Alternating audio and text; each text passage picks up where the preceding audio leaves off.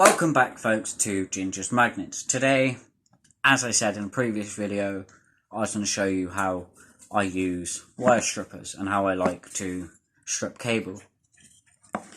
As before I got the wire strippers, I used to do it the way with a Stanley blade. I still do, but not all the time. If you haven't seen my previous video, go back and watch that one before you watch this one. That's just what I recommend. As you know, most household appliances and stuff you normally find come with the thin, string wire. Never much fun trying to do it with a Stanley. So with this, you literally push it through so it bites, and as you do, you just pull it through until it starts to bite. When you've heard it bite and after you've got it out, literally just sometimes you've just got to finish off where it didn't first catch it, pull it through. Sometimes if you ain't careful like me, you get it all bunch out and look a bit weird, but oh well. Pull it through, put that to one side, and that's nice clean copper. My second favourite, or most people's second favourite I know, cooker cable.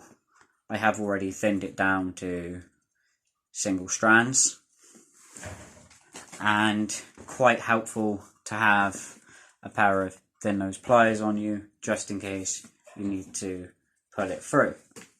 So start it off going through nice and easy. It should just start to bite through. As it does, just grab it like that, pull through, pull down at the angle of the blade, so you should actually pull it through. As you've pulled it through, you should find where it's caught it enough. I don't wear gloves, as people knowingly can tell by now, because I don't like them. I should really, but everyone to their own, I suppose. As you do, I recommend with the copper to grab hold of the copper and pull the casing.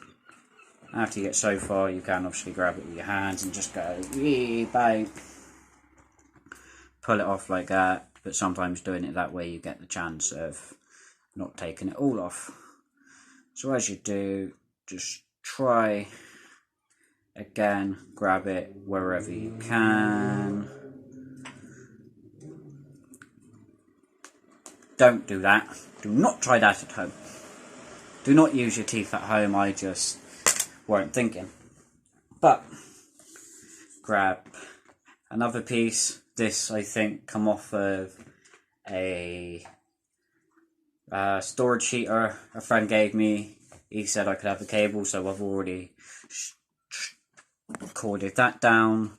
Obviously with that, just obviously put it through again. Get it through so far. Not sure if you can see that. Just there.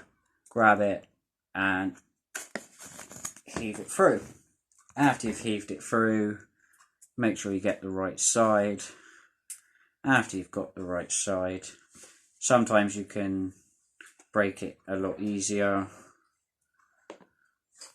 Check the other side. Normally one side gets through a bit better than the other. As you've gone through,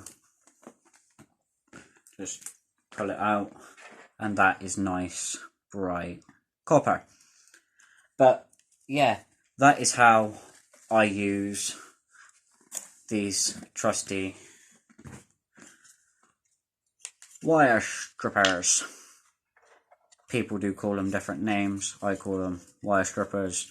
They are a few different random names, but I like them. The last thing I need to get is a set of scales so I can actually weigh my copper, because at the minute I don't have a set of scales to weigh how much copper I strip down. So if anyone could recommend a decent set of scales, that would be really helpful. I could do with trying to find some. So that's that bit.